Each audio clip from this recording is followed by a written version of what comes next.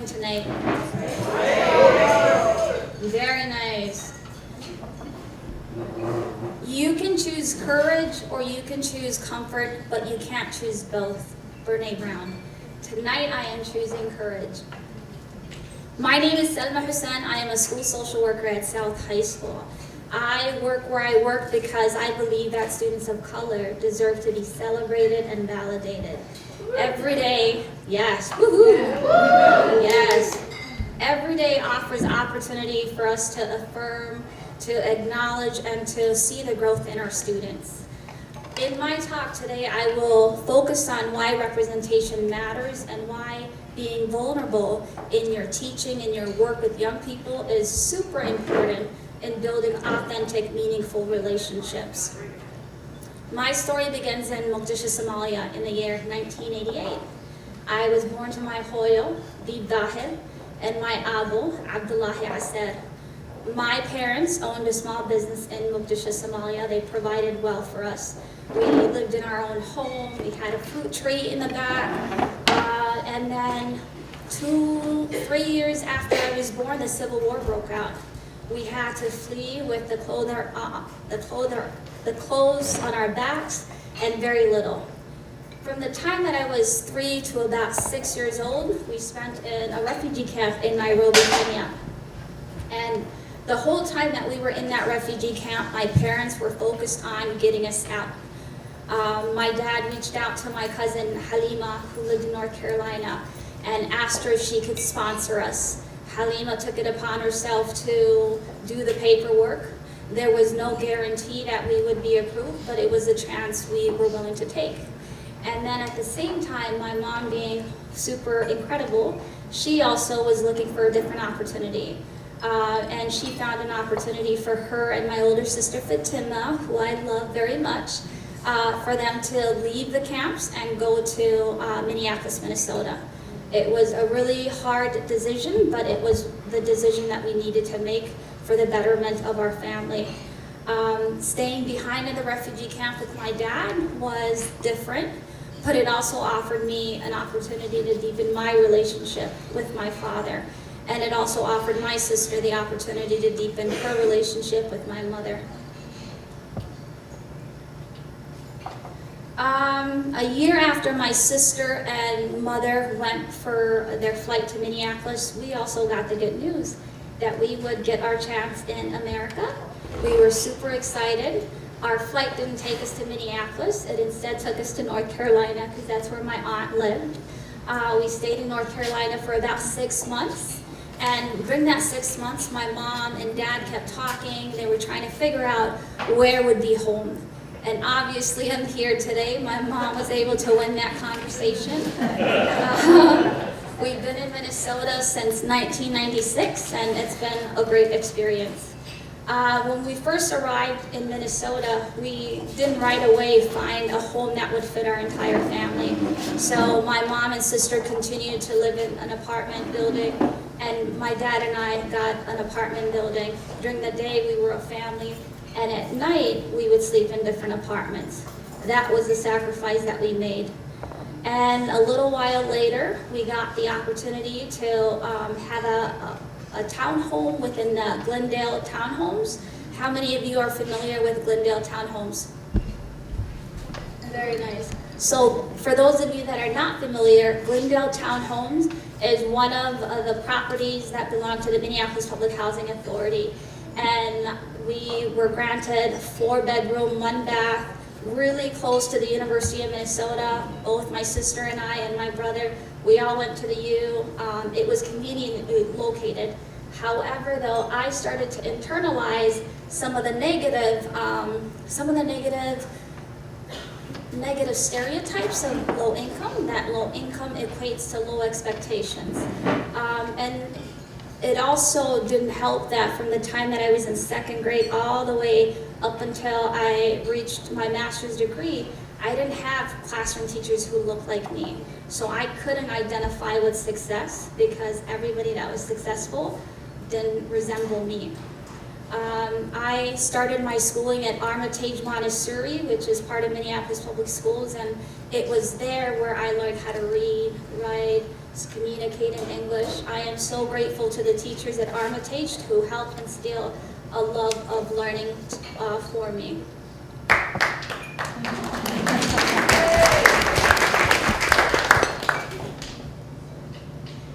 I want to talk about, although there were some challenges in my educational journeys, there were also some victories. One of those victories is through the Step Up program.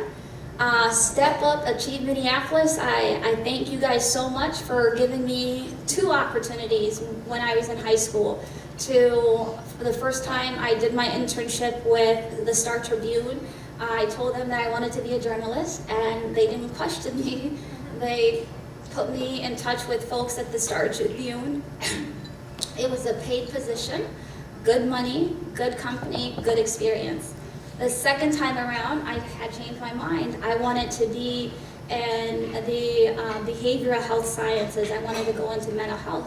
So I interviewed and talked to the Achieve folks, and they were super dynamic, and I told them, hey y'all, I would love the opportunity to do something mental health related.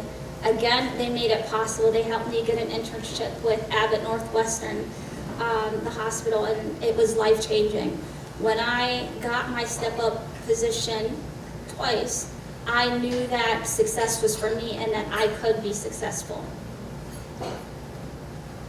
And I also want to share with you guys too that growing up in public housing, it did have some stigma. And right now, the work that I'm doing at South High School, I have kiddos who live in those same apartments that I used to live in. So my work has really been about healing myself and taking the time to feel good about who I am as a person, right?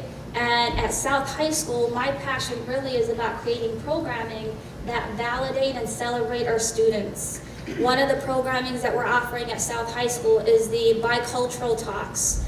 Those bicultural talks offer students an opportunity to be in community with professionals who look like them in different professions. If I could have it my way, I'd have every kid become a social worker, because I think social work is super cool.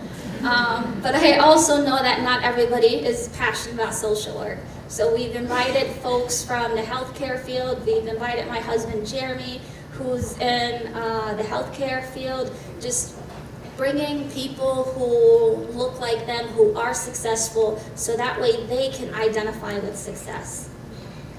I also run a Somali girls group at South High. This group is in its 3rd year. This year I actually read Brene Brown, Daring Greatly, and I remember just how awesome that book was and how it helped me feel good about myself. It talks about the culture of scarcity. It talks about operating from a place of wholeheartedness.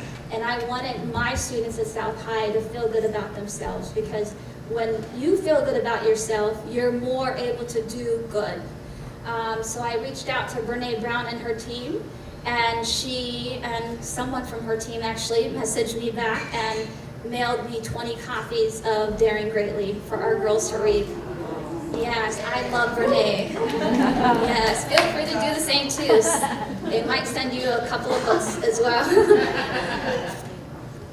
So, again, connecting it back to Brene, Brene talks about vulnerability and how what makes you vulnerable makes you beautiful. I come from a culture where being vulnerable is not celebrated, it's not encouraged, and I think the American culture too. Now we're starting to see, like, yeah, be vulnerable. But for a while, I think there was just, it was discouraged. But I trust that all of you here are in the education field and care deeply about students. And one thing that's missing in education is authentic relationships and connections. And being vulnerable really allows you to build genuine relationships with the students. In my work with students, I sometimes talk to them about my own experiences. I have a young lady who wanted to go to prom. I didn't go to prom in high school, but I understand how important it is for kiddos to do that. So I stepped in, connecting with the parents, helping them understand that it's not what they see on the TV. There are plenty of chaperones, and just it's just the ability to step in and support students has empowered me to be my confident self, right? And I don't know if I mentioned this, I have 2 little babies, Adnan and Safiya. Adnan is 2 and Safiya is 1. And being confident for me, I'm doing it for them too. My friend Saeed, who is one of my biggest supporters today, brought his daughter Abyan, who is 6 years old. So me being on this stage, as frightening as it is, I'm doing it for her too, because I want her to see that if Salma can do it, she can too.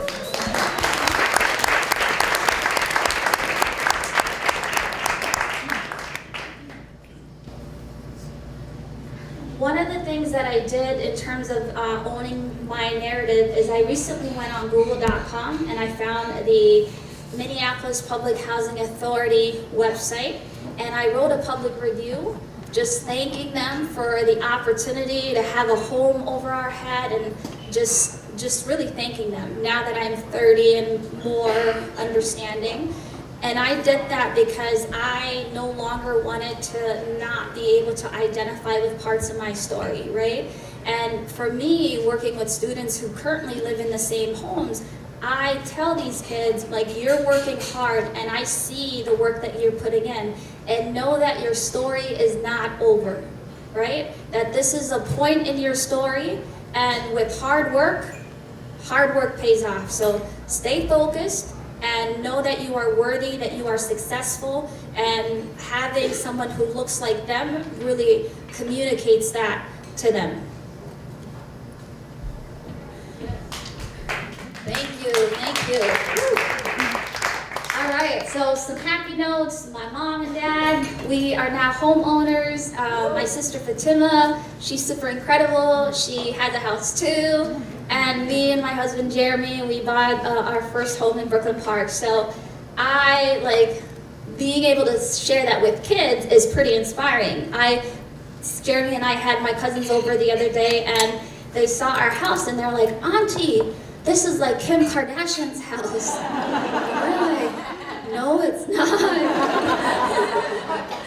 But for them, it was huge. So I just try to encourage kids and build those opportunities where they can see me and they can see how hard work really does pay off, right? And at South High School, our focus really is about helping kids gain confidence in their own abilities, right? And giving kids role models that look like them. Listening, validating their experiences. One of my mantras that I always tell kids, like I love to walk in the hallways, and I tell kids, I'm proud of you, and I really mean it, because I see the journeys that these kids have been through. I tell kids that you are enough to be successful, that you are success. And this isn't just for the Somali kids, this is for every kid. Every kid, every day, every time. Building them up, because when they feel good about themselves and they believe in their abilities, they're more likely to do school better. One of my big takeaways from Brené Brown is the difference between shame and guilt. Shame is I am bad, and guilt is I did something bad. In working with young people who are bound to have a lot of life lessons, it's so important for them to know that distinction. This has helped me connect with kids and support their success. And more importantly, I don't want our children to identify with their worst experience, because they are bound to have experiences, but they are more than that experience. It does not define their personhood or their value. So just pulling that from the book has really given us a lot of things to talk about in our groups. Like, what does shame feel like? What is guilt? Like, yes, we want you to not, to feel bad about what you did, but don't ever equate your worth to this bad experience. I currently support the Silver Ribbon Campaign at South High School with my awesome colleague, Katie Fritz. She's super phenomenal. And in that, it's the student-led mental health group that is working on eliminating stigma around mental health. And this group has really given us a vehicle to help talk about mental health with our diverse student populations. In my own community, mental health is still a taboo. People are uncomfortable in talking about anxiety, depression, more severe mental health diagnosis. And in doing Brene Brown's work, I've actually started using my own experience with mental health and being vulnerable with the kiddos, because a lot of times they see all these adults, they see us at work, they see us in our dresses and outfits, and I let that armor down and tell the kids, you know what, Salma that you're seeing, I struggle with anxiety. And sometimes I share that too much, but I think it helps kids know that mental health is normal, you know, and that 1 in 5 people have a mental health diagnosis. And if you have a mental health diagnosis, it does not define who you are as a person again, right? That's my big work at South High, letting kids know that you can be this, you can be that, but no one thing defines your worth, right?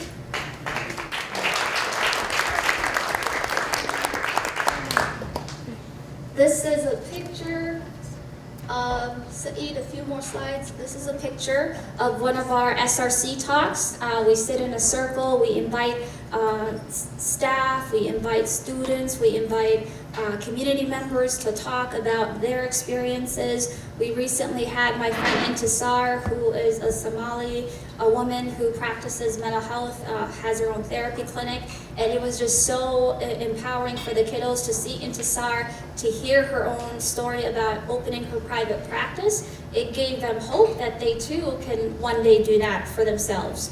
And more importantly, it really removes the stigma out of the room by sitting together as a community and just having honest and open conversations about, okay, let's talk about your feelings. You're feeling sad, you're feeling anxious. It's okay to have these feelings. And mental health is a spectrum, right? It's not you're crazy or you're not.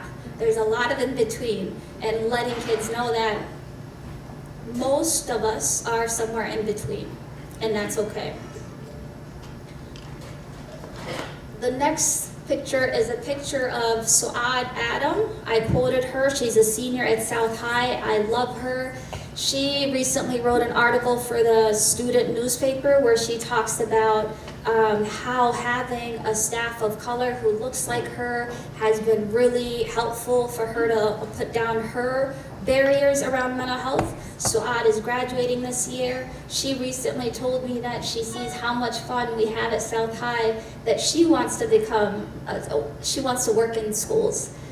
So we are doing some good work at South. And then for all of the educators in this room, I really want us to remember that passion led us here, that we didn't join education to get rich. We joined to make a difference, to support young people. I really want to encourage all of us to use compassion when we're talking to our students, and also to use compassion when we're talking to ourselves. And lastly, the takeaways that I want you guys to take away from this talk is about representation and how representation is so important. Our young people need to see themselves in front of the class. They need to see themselves in every position possible, because you can't be what you don't see. And secondly, be vulnerable. Be authentic. Vulnerability is not weakness. Vulnerability is trust. Vulnerability is connection. And what makes you vulnerable really makes you beautiful. Thank you.